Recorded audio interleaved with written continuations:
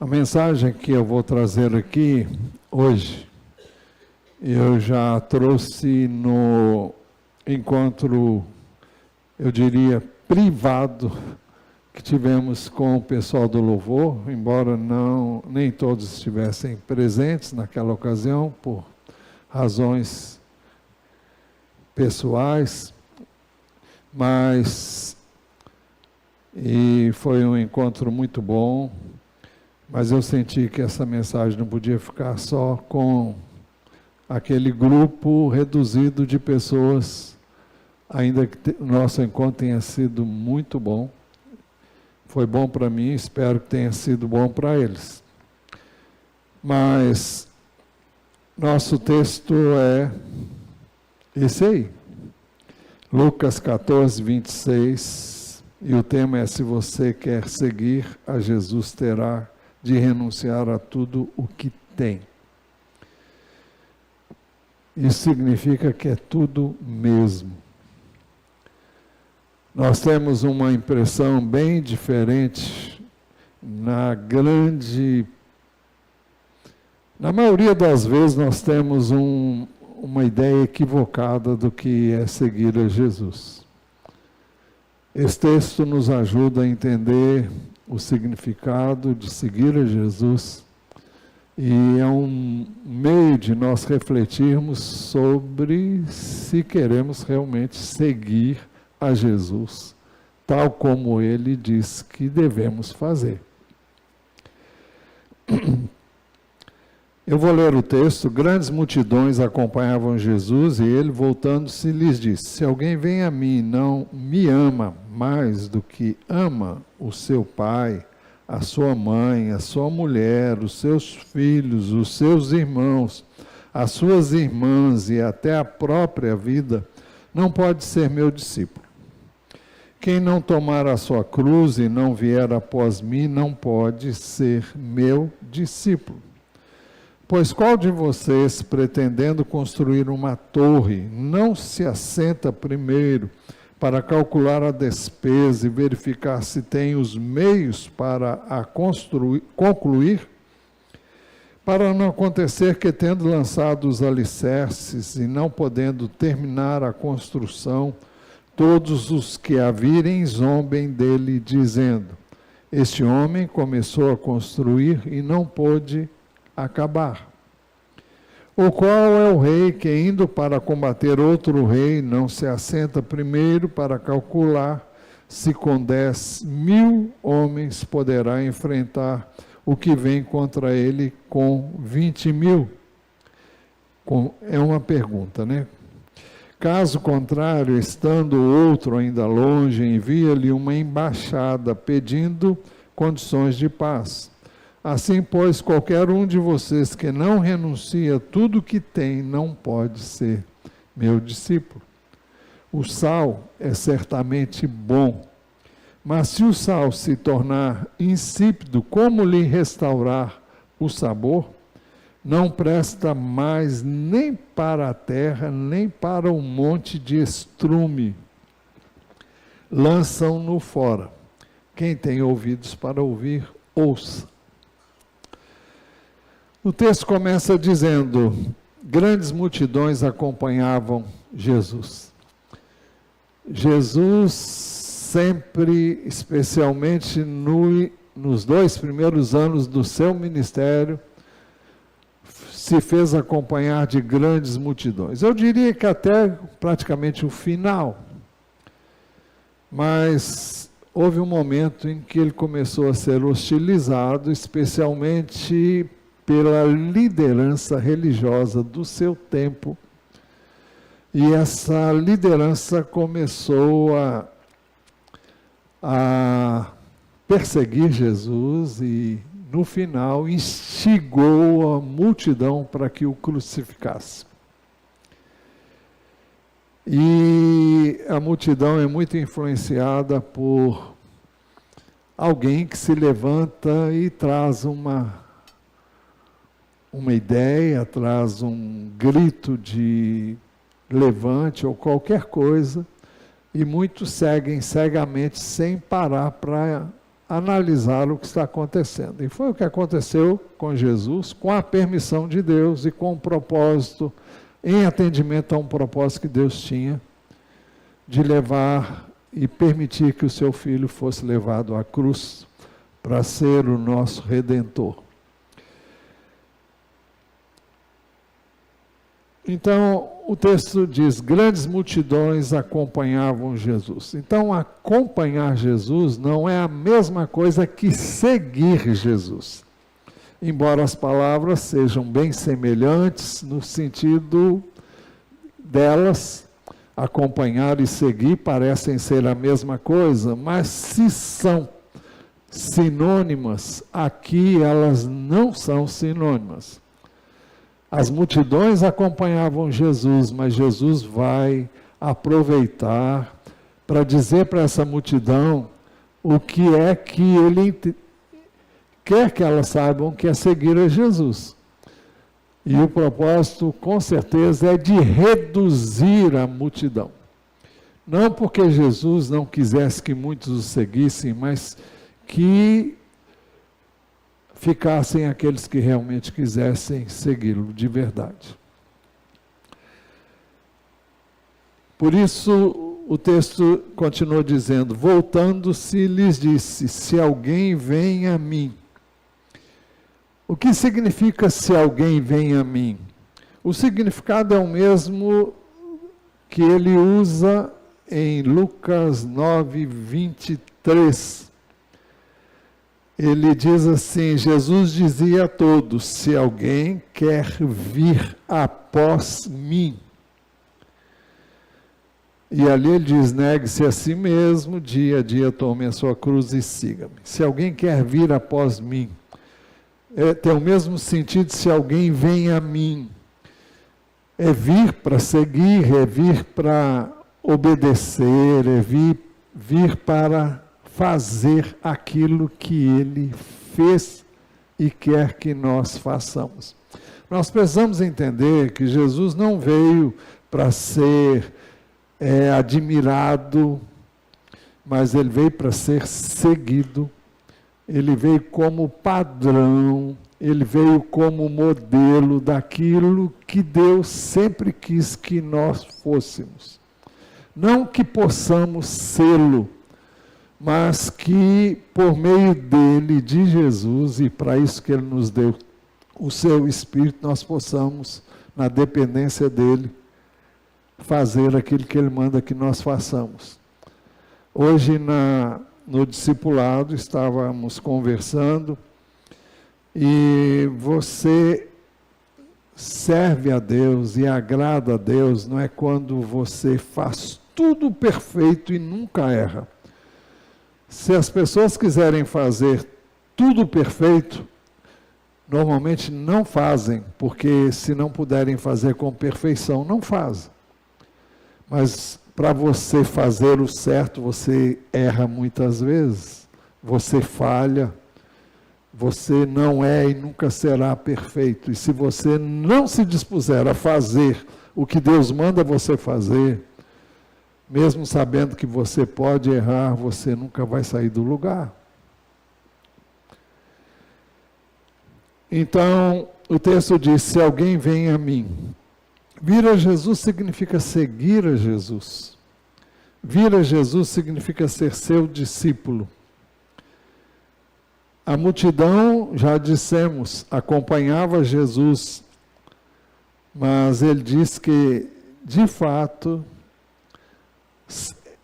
ele está nos convidando a segui-lo como discípulo.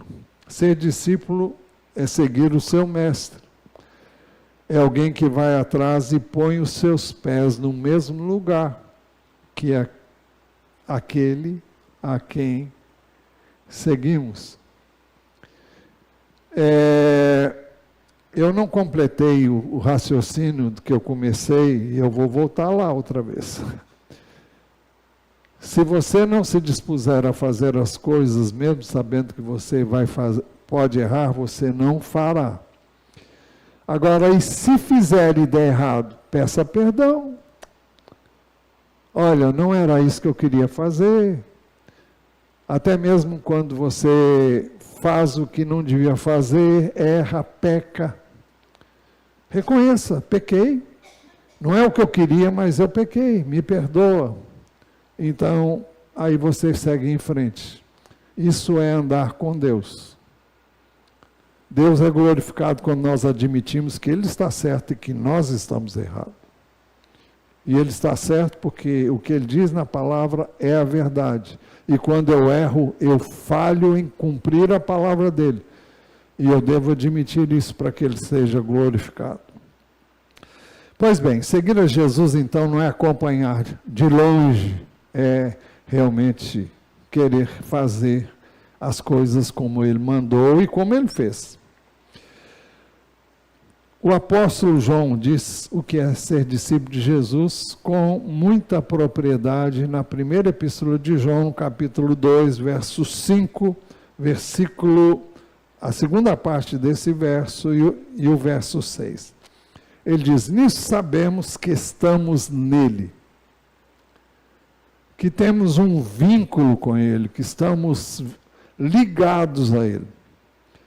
Quem diz que permanece nele, esse deve também andar assim como ele andou. Então vejam, é muito claro isso. Nisso sabemos que estamos nele.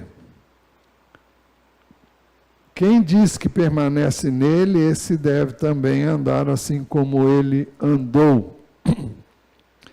Seguir a Jesus não é então seguir a multidão, não é seguir a maioria. E a tendência do ser humano é seguir a maioria. Se todos estão fazendo, eu quero fazer. Eu não quero destoar dos demais. Mas Jesus nunca ensinou isso. Ensinou que eu e você devemos ter a coragem de ter determinada postura em relação àquilo que ele diz que é errado. E em relação também àquilo que ele diz que é certo. Então, se você quer seguir a Jesus, terá que renunciar tudo o que tem. Primeiro, você deve amar o Senhor Jesus mais do que qualquer outra pessoa. Você deve amar o Senhor Jesus mais do que qualquer outra pessoa. Se alguém vem a mim e não me ama mais do que ama o seu pai, a sua mãe, a sua mulher, os seus filhos, os seus irmãos, as suas irmãs, ele diz, não pode ser meu discípulo.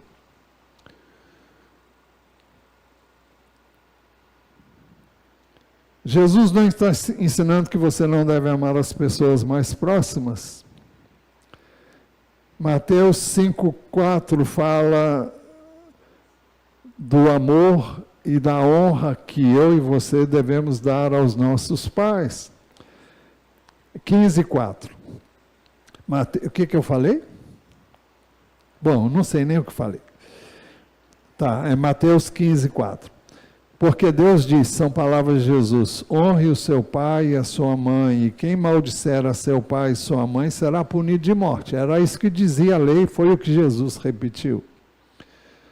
E Efésios 6, de 1 a 3 diz, filhos, obedeçam aos seus pais no Senhor, pois isto é justo. Honre o seu pai e a sua mãe, que é o primeiro mandamento com promessa, para que tudo corra bem com você e você tenha uma longa vida sobre a terra. Jesus também ensinou que a Bíblia ensina que nós devemos amar o nosso cônjuge. Efésios 5:26, maridos, que cada um de vocês ame a sua esposa, como também Cristo amou a igreja e se entregou por ela. O mesmo tipo de amor que Cristo teve pela igreja, eu, como marido, devo ter com a minha esposa. Então, Jesus não está ensinando que eu não devo amar as pessoas. Também é o caso dos nossos filhos, quem ama corrige, quem ama educa, quem ama instrui, quem ama está de olho naquilo que o seu filho, a sua filha estão fazendo para que você possa orientá-los e ajudá-los. A Bíblia deixa muito claro que os olhos dos filhos são os pais. E que quem se levanta contra os pais vai ficar cego. Porque Deus usa os pais para guiar os filhos. E os pais só podem guiar os filhos se amá-los. Deuteronômio diz assim, estas palavras, capítulo 6, versículos 6 e 7. Estas palavras que hoje lhe ordeno estarão no seu coração. Você as inculcará a seus filhos e delas falará quando estiver sentado em sua casa, andando pelo caminho, ao deitar-se e ao levantar-se. Ou seja, isso é o tempo todo. Então, Jesus não está ensinando que você não deve amar as pessoas mais próximas, como é o caso também dos seus irmãos. Se alguém disser, ama a Deus, mas odiar o seu irmão, esse é mentiroso. Pois quem não ama o seu irmão a quem vê, não pode amar a Deus a quem não vê.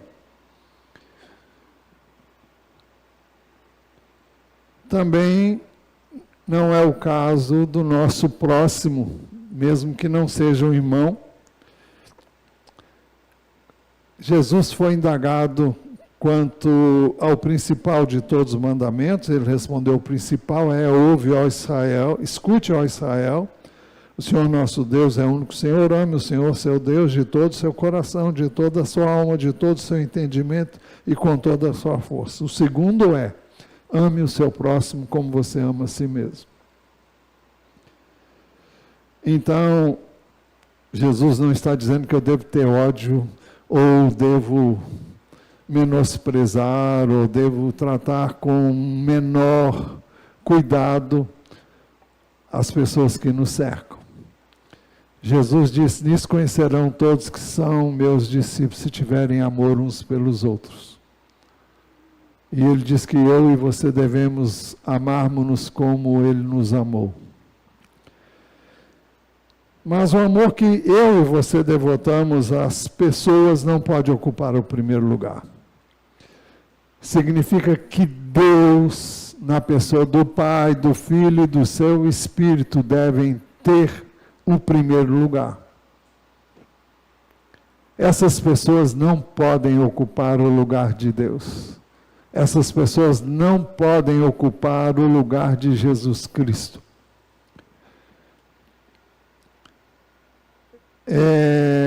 O primeiro lugar deve ser dado ao Senhor. Eu li há pouco a pergunta que fizeram a Jesus, qual é o principal de todos os mandamentos? Marcos 12, 28, a segunda parte, Jesus respondeu, o principal é, escute, ó Israel, o Senhor, nosso Deus, é o único Senhor. Ame o Senhor, seu Deus, de todo o seu coração, de toda a sua alma, de todo o seu entendimento e com toda a sua força. Ele está repetindo o mandamento que foi dado em Deuteronômio 6, 4 ou 5, não sei qual é o verso. Mas, então, como é amar a Deus? É amar com tudo que você é e tem. Ele tem que ter a primazia, ele tem que ter o primeiro lugar. Seu filho não pode ter o primeiro lugar. Sua esposa não pode ter o primeiro lugar. Seus irmãos não podem ter o primeiro lugar. Ninguém pode ter o primeiro lugar. Em algumas circunstâncias, as pessoas mais próximas podem vir a se constituírem inimigas daquilo que Deus quer e daquilo que você deve fazer, se elas não entendem o seu compromisso com Deus. Se você quer seguir Jesus, muitas vezes você vai encontrar incompreensão dentro da sua própria casa e das pessoas mais próximas. Mateus 10, 34 a 37, Jesus disse: não pensem que eu vim trazer paz à terra. Não vim trazer paz, mas espada. Você pode perguntar, mas Jesus disse: minha paz lhes dou. Gente, isso é uma coisa entre você e Deus, é a paz de Deus em você. Agora, não significa que isso implica em ter paz com todos, não por sua causa, mas por causa dos outros. Você deve ter paz com todos. No que depender de vocês, tenham paz com todas as pessoas, é o que diz a palavra de Deus. No que depender de mim, mas não depende de mim, não depende de você. É claro que você não deve dar espaço para alguém ter raiva de você, para se opor a você. Você deve tratar as pessoas da melhor forma, como nós já vimos aqui. Mas isso não implica em que elas vão entender. Pois vim causar divisão entre o homem e o seu pai, entre a filha e a sua mãe, e entre a nora e a sua sogra. Assim os inimigos de uma pessoa serão os da sua própria casa. Quem ama o seu pai e a sua mãe mais do que a mim, não é digno de mim. Quem ama o seu filho ou a sua filha mais do que a mim, não é digno de mim. E quem não toma a sua cruz e vem após mim, não é digno de mim. Quem acha a sua vida, a perderá. E quem perde a vida por minha causa, esse achará. Então, eu e você devemos estar dispostos a ser objetos de oposição daqueles que não concordam com a sua maneira de proceder. Isso se você estiver fazendo o que é certo, não é? Aquilo que manda a palavra de Deus. Que ninguém se oponha a mim e a você porque estamos fazendo a coisa errada. Não tem sentido. Jesus não disse que eu e você não devemos amar as pessoas mais próximas, mas que o amor que devemos a Ele deve ser superior ao que temos para com qualquer pessoa. Então, em caso de conflito, deve prevalecer aquilo que Deus manda que eu e você façamos. É mais importante obedecer a Deus do que aos homens. E nem sempre é questão de obediência, é questão de você não ter a coragem de tomar uma posição em relação ao Senhor. É por isso que Jesus disse: se alguém vem a mim, não me ama mais do que ama o seu pai, a sua mãe, a sua mulher, os seus filhos, os seus irmãos, as suas irmãs, não pode ser meu discípulo. Não tem como seguir a Jesus e agradar todas as pessoas. Não posso fazer isso. Nós temos que entender que amar é uma escolha e não um sentimento. Pode às vezes doer o coração, mas eu tenho que fazer o que é certo. Eu tenho que fazer aquilo que o Senhor manda que eu faça. Amar a Deus significa nos entregar a Ele para obediência irrestrita. É uma escolha que eu faço. Eu não estou dizendo que eu posso, e eu nem estou dizendo que você pode, nenhum de nós pode. Mas quando nos entregamos a Ele, eu digo: eu não posso, mas eu quero. Eu escolho te amar mais do que qualquer pessoa.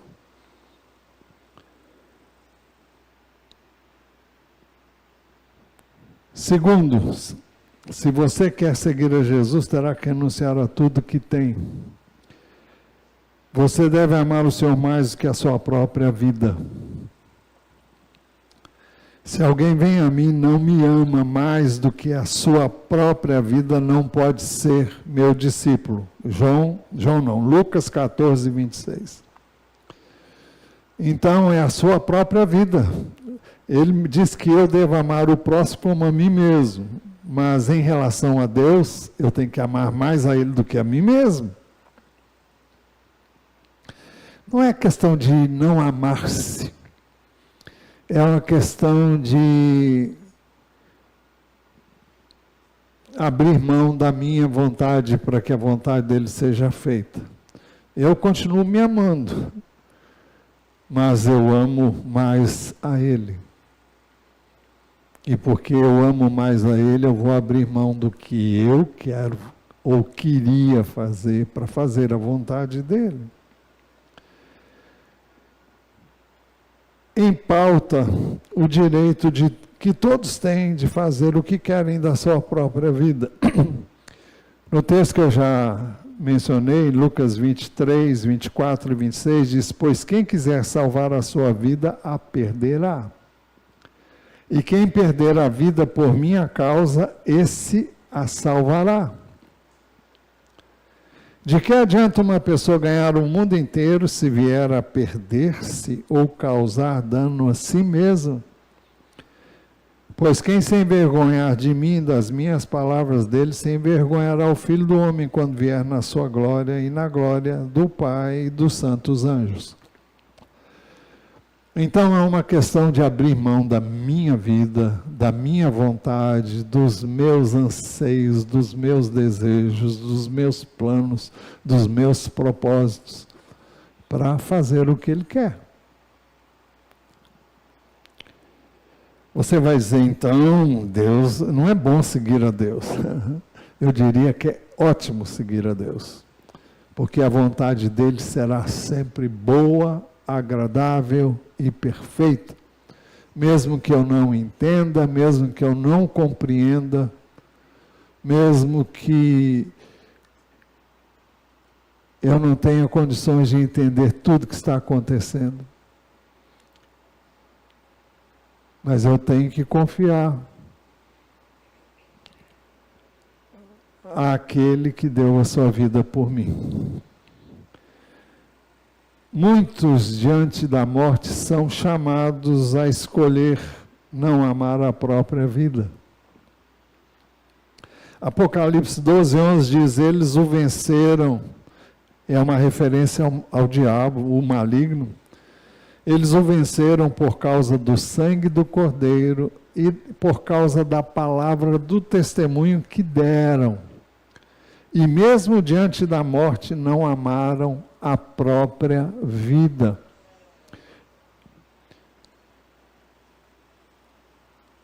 Se você quer seguir a Jesus, terá que renunciar a tudo que tem. Em terceiro lugar, você deve tomar a sua própria cruz e seguir a Jesus. E quem não tomar a sua cruz e vier após mim, não pode ser meu discípulo. Lucas 14, 27. Mateus 10, 38 diz, e quem não toma a sua cruz e vem após mim, não é digno de mim. A cruz era o método romano de execução. O condenado transportava publicamente a sua cruz até o local da execução, enfrentando no caminho vergonha, solidão, hostilidade e finalmente a morte. Era uma morte vergonhosa. Levar a cruz é aceitar todas as consequências do discipulado, tais como zombaria, solidão, hostilidade, oposição, inclusive a morte. Eu disse isso na ocasião, e já contei aqui em outras ocasiões, eu me refiro à ocasião em que eu pude ministrar ao pessoal do louvor. Um jovem se converteu a Jesus num país muçulmano e foi imediatamente rejeitado pela família.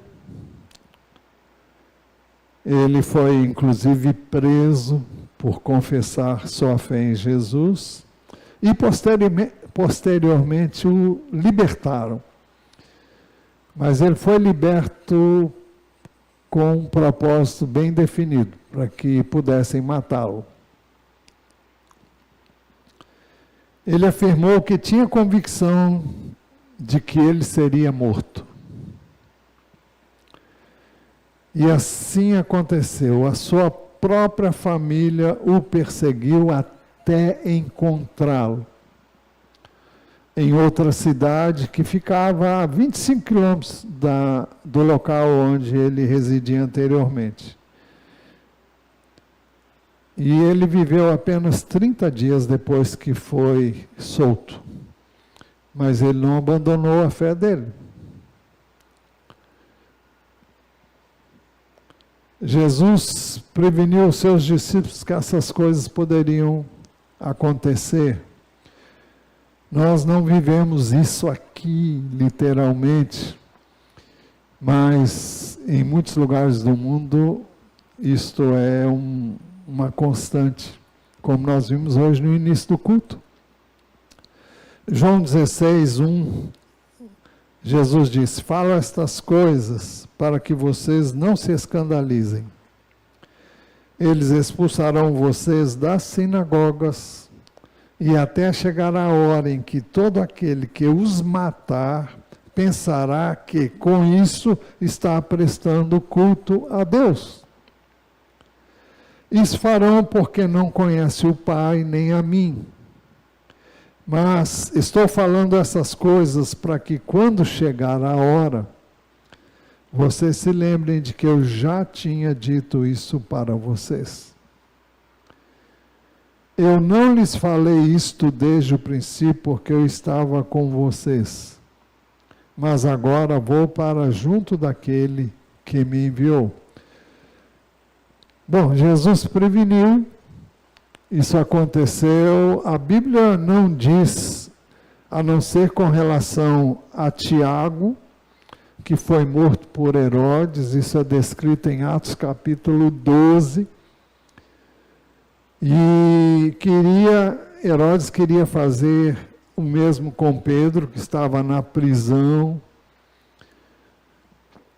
e a igreja estava orando incessantemente por ele, e Deus o libertou de maneira sobrenatural da prisão.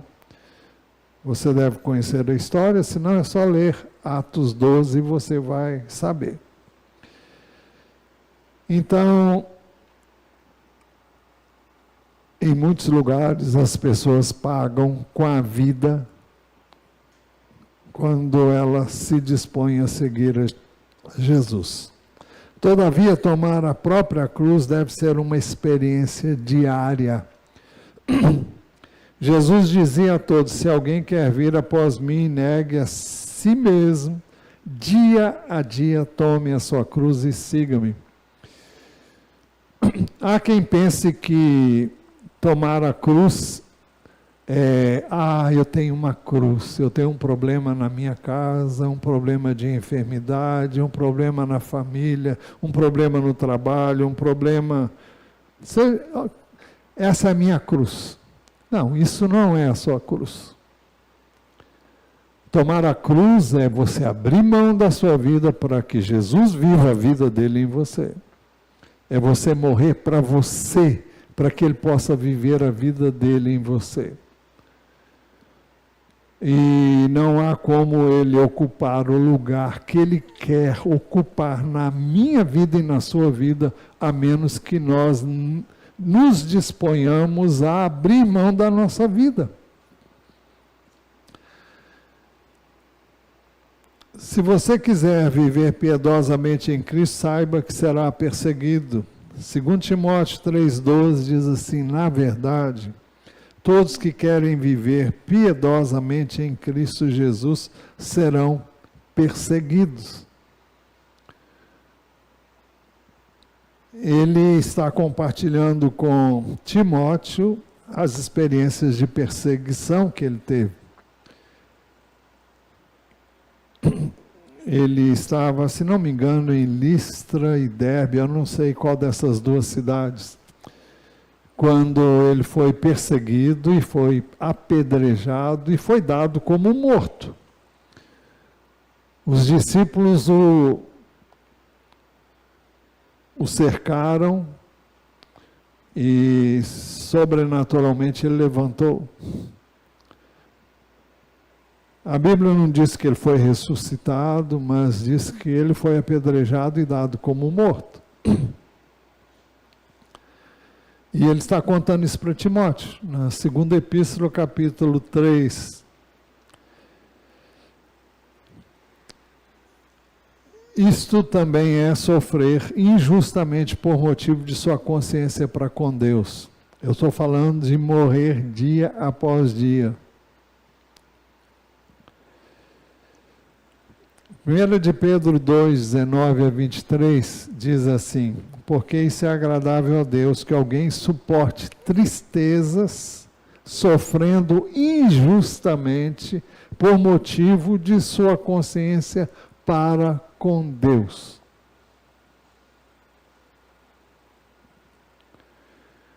Porque isso é agradável a Deus, que alguém suporte tristezas, sofrendo injustamente. Parece estranho, né? Que Deus se agrada que você e eu soframos injustamente, mas o texto não terminou aí. Por motivo de sua consciência para com Deus. É quando você sofre as consequências para ter uma consciência tranquila diante de Deus. Pois que glória há se pecando e sendo castigados, por isso vocês o suportam com paciência. Se você está sofrendo porque pisou na bola, porque você errou, porque você pecou, então não há nenhuma vantagem em sofrer. Você está sofrendo as consequências do seu próprio pecado.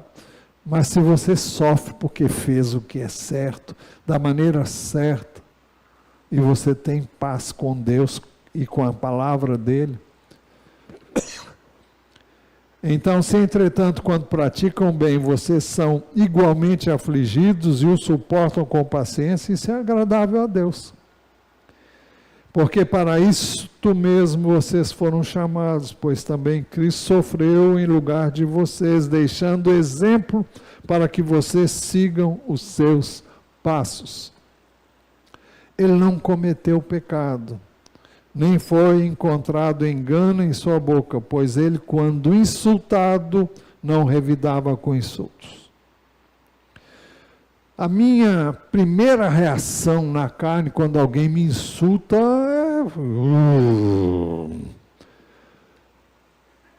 é ficar irado. E eu confesso a vocês, vocês me veem assim, me acham muito manso. Minha esposa sabe que eu não sou assim.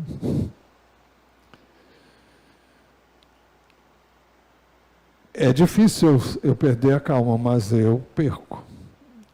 E muitas vezes a carne é que prevalece. E quando isso acontece, eu tenho que pedir perdão. Mas a tendência natural do ser humano é reagir ao mal que é feito a mim e a você. Mas o exemplo de Jesus é o seguinte: pois ele, quando insultado, não revidava. Estava dizendo no discipulado que eu oro todos os dias e pedindo que Deus não permita que eu seja precipitado. Não permita que eu reaja à ofensa, a quaisquer situações que eu venha viver. Porque eu sei que a carne está pronta para fazer isso. Pois ele, quando insultado, não revidava com insultos, quando maltratado, não fazia ameaças, mas entregava-se àquele que julga retamente. Quem aqui nunca, quem sabe até praguejou contra alguém que fez algum dano a você?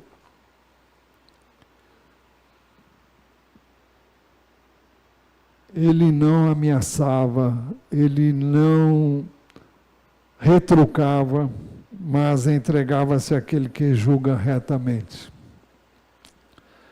O Salmo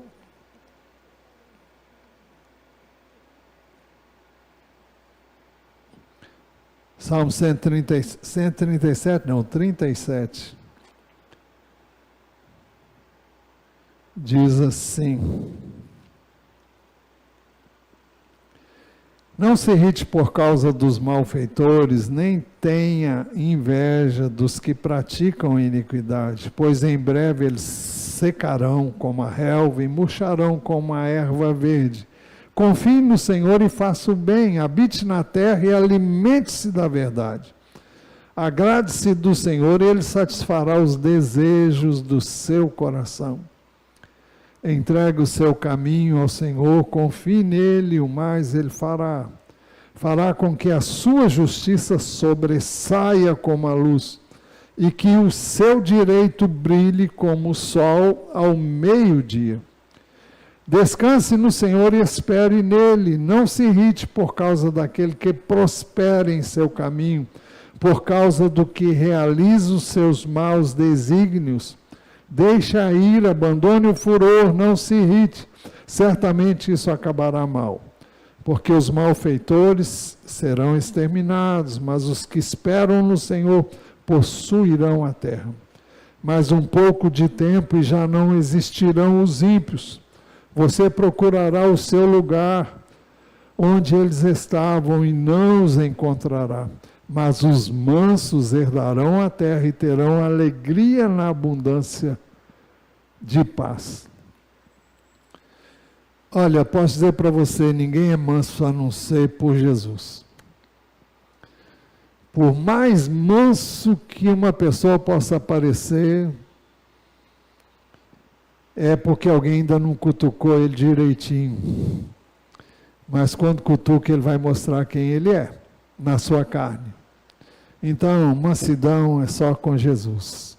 E é só por meio dele. Vinde a mim todos vocês que estão cansados e sobrecarregados ou oprimidos, e eu os aliviarei. Tomai sobre vós o meu jugo e aprendei de mim, que sou manso e humilde de coração, e encontrareis descanso para as vossas almas ou para a alma de vocês. Porque o meu jugo é suave, o meu fardo é leve. Eu não sei se eu misturei as coisas aí, mas você entendeu. Está lá em Mateus capítulo 11, a partir do verso 28, se não me engano.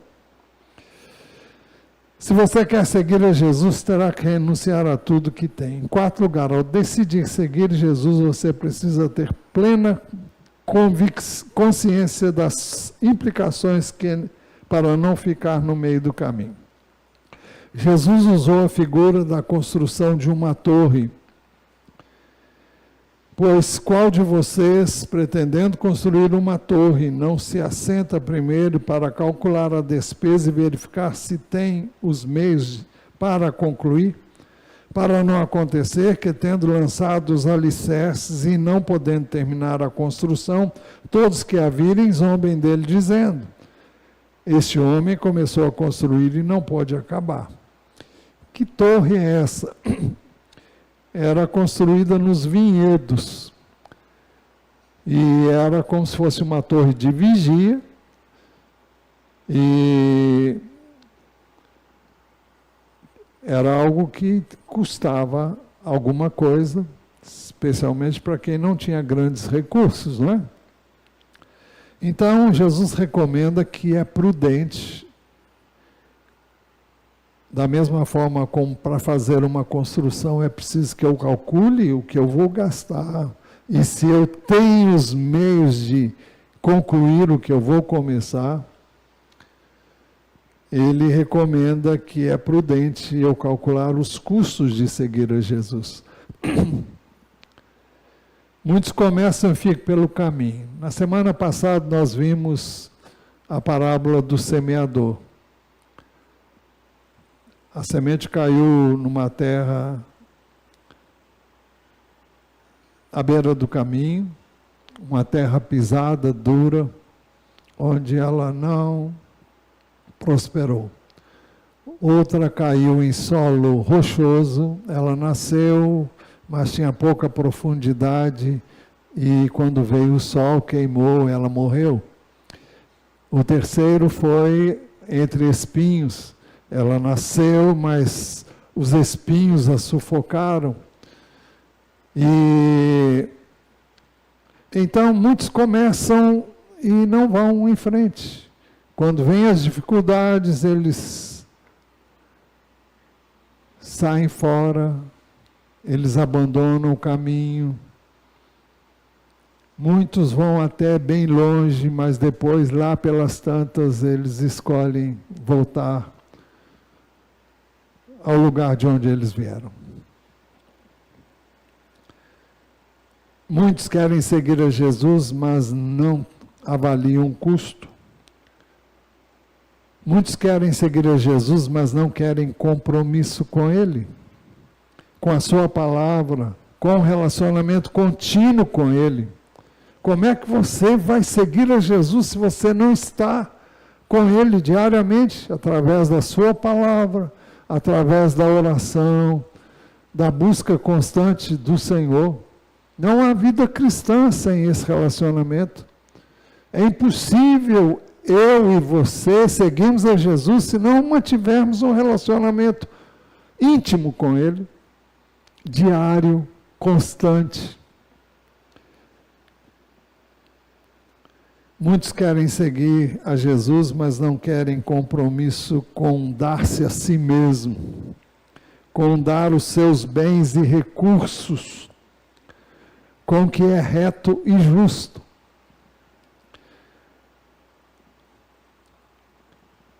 Hebreus nos faz saber que você precisa perseverar para alcançar a promessa. Olha, nenhum de nós persevera para ser salvo, mas a evidência de que você é salvo é que você persevera.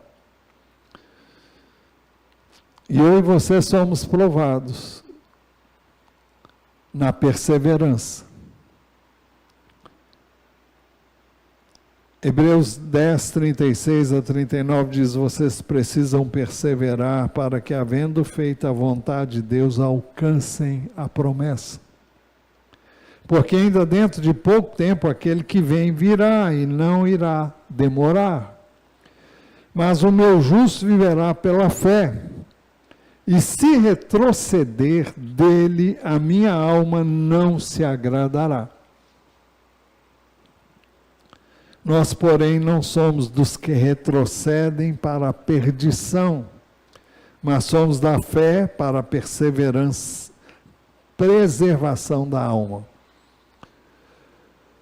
Eu creio que quem é salvo persevera, e se alguém não persevera é porque nunca foi salvo.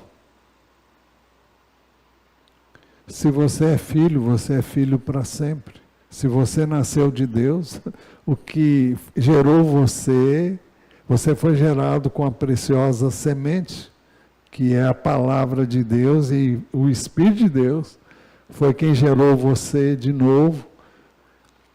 E se isso aconteceu, você é dele. Eu conheço as minhas ovelhas. Não, as minhas ovelhas ouvem a minha voz, eu as conheço e elas me seguem. As minhas ovelhas ouvem a minha voz, eu as conheço e elas me seguem. Eu lhes dou a vida eterna e jamais perecerão eternamente. Ninguém as arrebatará da minha mão. Aquilo que meu Pai me deu é maior do que tudo, e da mão do Pai ninguém pode arrebatar. Eu sempre costumo dizer, quem te segura nas mãos de Deus não é você, não. Tem um cântico aí que diz, segura na mão de Deus. Não é você que segura, é Ele que segura na sua mão, porque senão você já tinha soltado há muito tempo. Você tem que entender que é Ele que segura na sua mão. É importante você pedir a Ele, Deus me guarda de tropeçar, me guarda. Ele diz que vai fazer isso, mas eu tenho que pedir. Na oração do Pai Nosso, nós pedimos, Pai Nosso que estás no céu, santificado seja o teu nome, venha o teu reino, seja feita a tua vontade. Para que a vontade de Deus seja feita na terra, eu tenho que pedir. Jesus também usou a figura de um combate.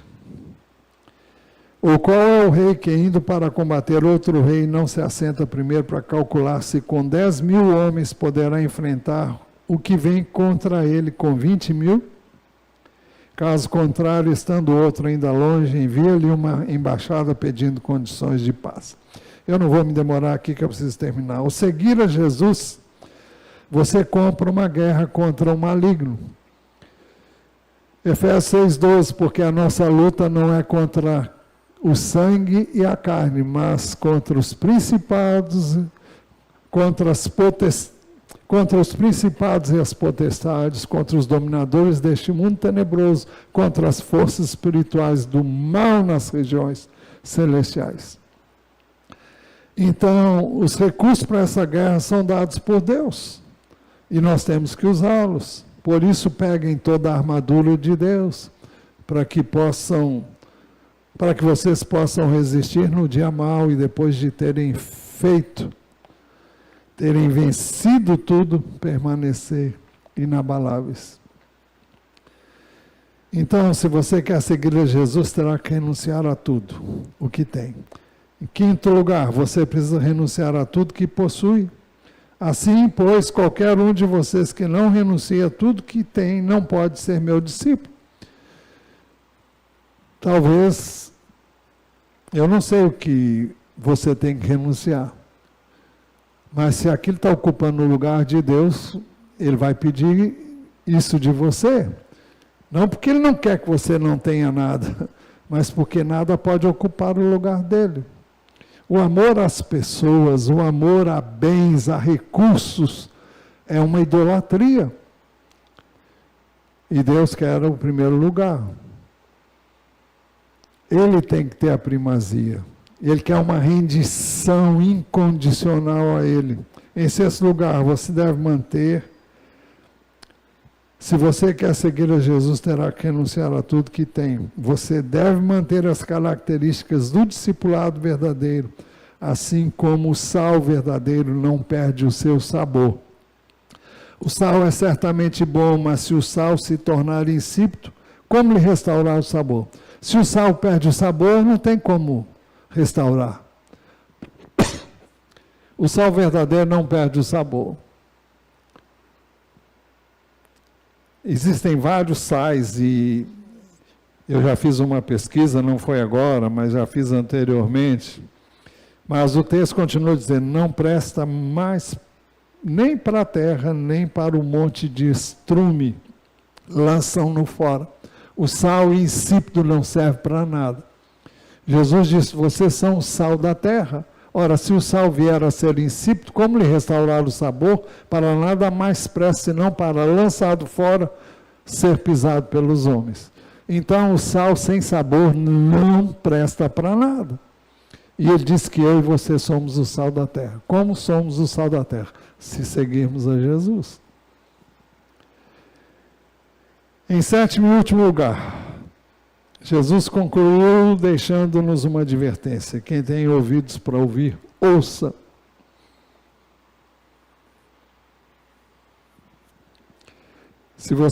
Concluindo, se você quer seguir a Jesus, terá que renunciar a tudo que tem. Se alguém vem a mim e não me ama mais do que ama o seu pai, a sua mãe, a sua mulher, os seus filhos, os seus irmãos, as suas irmãs e até a própria vida, não pode ser meu discípulo.